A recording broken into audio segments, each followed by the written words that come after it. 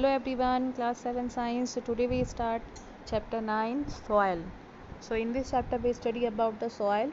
So our first topic is importance of soil. Soil allow the growth of plant. It supply water and nutrients that are required in the growth of plant. Soil क्या करता है, plant की growth को allow करता है। इसके साथ ही कई तरह के न्यूट्रिएंट्स जो होते हैं वाटर के साथ प्लांट की ग्रोथ के लिए सप्लाई करता है।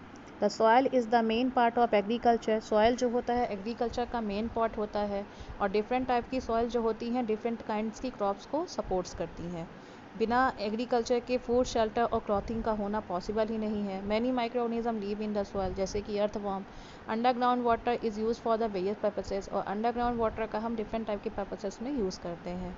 सो यहाँ पे एक फिगर दिया हुआ है इंपॉर्टेंस ऑफ सॉयल, आप देख सकते हो। Medium for plant growth, system for plant supply and purification, recycling system for nutrients and organic waste, habitat of soil organisms, engineering mediums। ये सेकंड टॉपिक है आपका what pollutant the soil, dumping non degradable pollution। Pollutant जो होते हैं दो तरह के होते हैं, डिग्रेडेबल और नॉन डिग्रेडेबल। डिग्रेडेबल पॉल्यूटेंट्स वो होते हैं जो ईजिली कंपोस्ट हो जाते हैं, जैसे कि वेजिटेबल पील्स हो गया, फ्रूट पील्स हो गया, ड्राई लीव्स हो गए और बहुत सारे।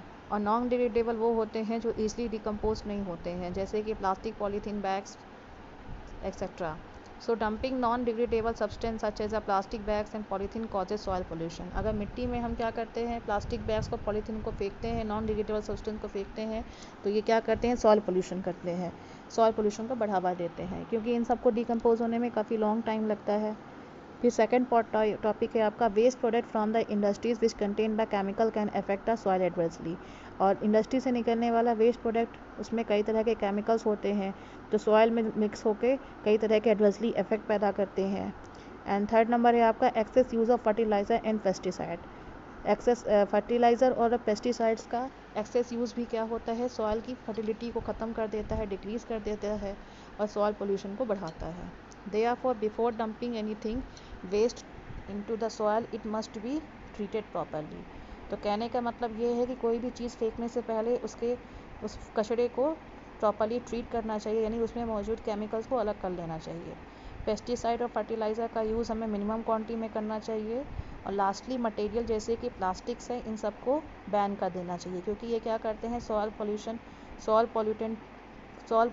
पोल्यूशन को बढ़ाते हैं और इसके साथ ही सॉइल में रहने वाले लिविंग ऑर्गेनिज्म को भी अफेक्ट करते हैं। अगर देखा जाए तो प्लास्टिक जो है कई तरह के पोल्यूशन को बढ़ाता है, water pollution, air pollution, environmental pollution, environment के लिए काफ़ी हार्मफुल होता है। तो प्लास्टिक को अगर देखा जाए तो पूरी तरह से कम्प्लीटली बैन करना चाहिए, है ना। सो फिगर में आप देख सकते हो कि व्हाट कॉजेज सॉइल पोल्यूशन। पहला आपका लिखा है leaves and grass clipping, swimming pool, chemicals, dirt, animal waste, hazard chemicals, oil and other chemical from cars, soaps and detergent, air pollution from cars, trash and litter, pesticides and fertilizer। So that's all the students. Thank you and have a nice day.